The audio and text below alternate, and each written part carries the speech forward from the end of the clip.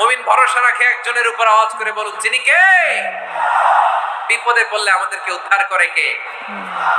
আমাদের জীবনে বিপদ আসবে, কষ্ট আসবে, দুঃখ আসবে, কিন্তু বিপদে আপদে আমরা হাল ছেড়ে দিব না, হতাশ হব না। মুমিন হতাশ হয় না, নিরাশ হয় না, হাল ছেড়ে দেয় না। মুমিন ভরসা রাখে একজনের উপর, আওয়াজ করে বলুন যিনি কে? বিপদে পড়লে আমাদেরকে উদ্ধার করে কে? এমন বিপদ মাঝে মাঝে হয় না, দেয়ালে পিঠ থেকে যায়, চোখে মুখে অন্ধকার, কি করব দিশা খুঁজে পাই না, এরকম হয় কখনো? হ্যাঁ, আপনাদের হয়? হয় না? তো জান্নাতে আছেন আপনারা। হয় হয়, এরকম হয়েছে না যে দেয়ালে পিঠ থেকে গেছে, চোখে মুখে অন্ধকার, কই যাব, কি করব, বাঁচানোর কেউ না, এরকম হয়েছে কখনো আপনাদের? যদি হয় তাইলে এটার সলিউশন বলবো, না হইলে তো এগুলো বলে লাভ নাই। হয় হয় হয়, বিশ্বনবী এরকম কঠিন বিপদে পড়েছেন জীবনের কিছু কিছু মুহূর্তে।